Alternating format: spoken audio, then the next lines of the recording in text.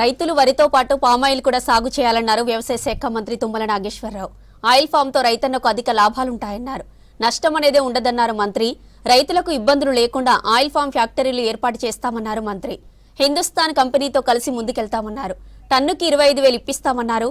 ఇక కామారెడ్డి జిల్లా పాల్వంచ మండల కేంద్రంలోని మెగా ఆయిల్ ఫామ్ ప్లాంటేషన్ లో పాల్గొన్నారు మంత్రి. పామాయిల్ సాగుపై రైతులతో సమావేశమయ్యారు. ఎక్కువ దిగుబడి వచ్చేటట్టుగా, తక్కువ ఎత్తు ఉండేటట్టుగా, ఆకులు పొడుగు కూడా తక్కువ ఉంటే అందులో మనం మధ్య పట్టిందాక మా ఎంపీ గారు చెప్పినట్టుగా కోకో వేసుకోవచ్చు, వక్ వేసుకోవచ్చు, జాజ్ వేసుకోవచ్చు, అనేక రకమైన పంటలు వేసుకునే అవకాశం ఉంది.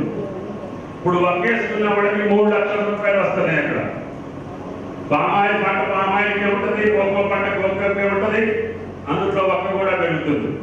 అందుకని రైతులు ఎవరైనా ఉత్సాహం ఉంటే కలెక్టర్ గారిని అడగండి.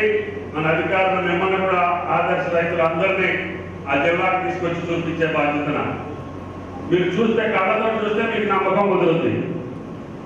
అప్పుడు మీరు ధైర్యంగా ముందుకెళ్ళవచ్చు. కాబట్టి దయచేసి పెద్ద చెప్పినట్టు ఈ పంట వేయొద్దు, ఈ పంట వేయమని కాదు నేను చెప్పేది. ఆ పంటల వల్ల రైతు బతకలేకపోతున్నాడు, స్థిరంగా నిలబడలేకపోతున్నాడు. తుఫాన్ ఎప్పుడు వస్తుందో తెలియదు, కరువు ఎప్పుడు వస్తుందో తెలియదు, రాడవాళ్ళు ఎప్పుడు వస్తుందో తెలియదు, ఎవడు కొట్టడో తెలియదు, ఎవడు అమ్ముతుందో తెలియదు, ఎక్కడ అమ్మాలో తెలియట్లా. కాబట్టి దయచేసి దీనికి ఆ బాధ లేదు. కాలం ఎక్కడున్నా పంట పండుతుంది. మీకు అమ్ముకునే బాధ మీకు అవసరం లేదు. మీ తోటలోకి వచ్చి తీసుకెళ్లే బాధ్యత కంపెనీది. కాబట్టి దయచేసి ఇన్ని సౌకర్యాలున్న పంట ఏది లేదు. కాబట్టి ఆయన వ్యవసాయ మంత్రిగా ఉన్నా కూడా నేను దెబ్బలాట చేయించా. ఇప్పుడు నేను అదే మంత్రిగా వచ్చా కాబట్టి రాష్ట్రం మొత్తం పంచబడాలని, నా రైతులందరూ చిరునవ్వుతో ఉండాలని, నా రైతుల ఆదాయం పెరగాలని, నా రైతులు నిర్భయంగా వ్యవసాయం చేసే స్థితికి ఈ రాష్ట్రం తీసుకురావాలనేది ముఖ్యమంత్రి గారి ఆకాంక్ష.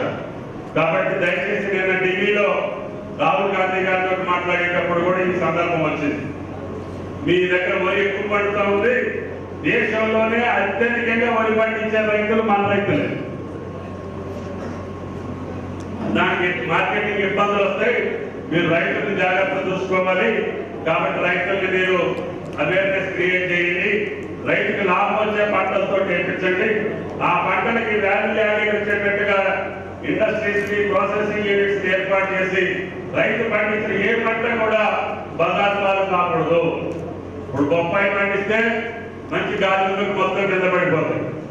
ఇప్పుడు మాకెళ్ళి మామిడి తోటలో కోతం కోసి మనం 3 రోజుల మనసుకి మొత్తం మాడిపోయింది. నాకు మామిడి తోట ఉంది.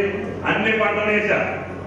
అన్ని పంటలు వేసిన తర్వాతనే ఆఖరికి మా పెద్ద చదవాలి ఈ పంటకు వచ్చా. నేను మొక్కలు పెట్టి ఇప్పుడు 42 సంవత్సరాలు ఇంకా నా తోట కాస్తూనే ఉంది. అప్పుడు అందులో తీసి వేరే పక్క కోకో అటువంటి పంటలు వేస్తాను. 40 ఏళ్ళు అయిన తర్వాత కూడా తోట కాస్తుంది.